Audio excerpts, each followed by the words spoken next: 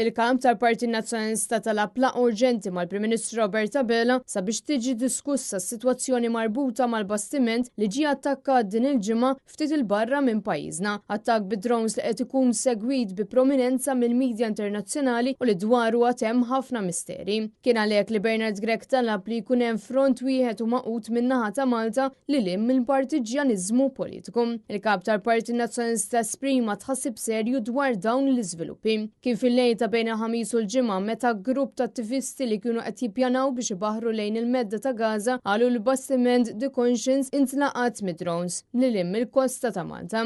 L-attivisti qed jakkużaw lil qawwiet Iżraeljani bħala responsabbli. Il-Freedom Frotilla Coalition kien iċċirkola filmat ta' nirien fuq il-bastiment ftit wara li drone kien laqat il-generator. Din is-sitwazzjoni naqset ħafna mill-kapaċità tal-vapur biex ikompli bil-vjaġġ u għalhekk il-kaptan talab li jidħol Malta.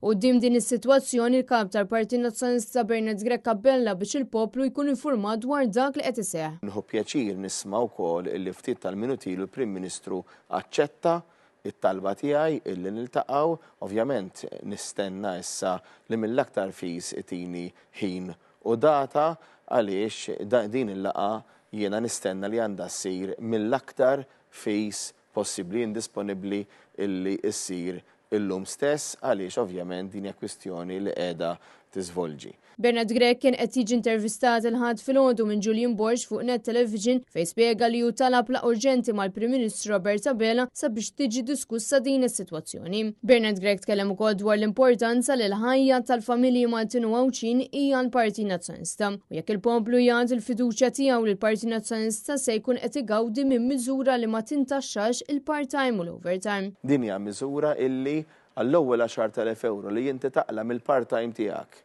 tajjeb jew mill-overtime, allura wara inti il-full-time job tiegħek, inti dik it-taxxa fuq l-ewwel 10,000 euro ma tħallasix. Dak ifisser li inti jibqalek fil-but, tajjeb int jibqalek fil-but dak l-ammont ta' taxxa li kieku tħallas ikver. Mhux qed nitkellmu fuq ammonti żgħar, qed nitkellmu fuq eluf ta' euro. Dan meta ssib li l-Partit Laburista li minflok jażel jaħdem kontra l-ġid tal-poplu. Bl-ebda mod ma rrid illi mbaxxi iċ-ċittadinanza tiegħi bħala sempliċiment oġġett li jista' jinbih mingħajr ebda rabta u mingħajr ma tkun gburi li inti Malti bħali. Differenza l-Partit Nazzjonalista se jassigura li l-poplu jkollu għażla fl-impjiegi minn professjonisti għal dawk tas-sena. Kull xogħol huwa meħtieġ għaliex is-soċjetà hija mibnija fuq ix-xogħol, pajjiżna huwa mibni fuq il-ħaddiema u l-ħaddiema ta' kull tip, kemm il-ħaddiema tal-id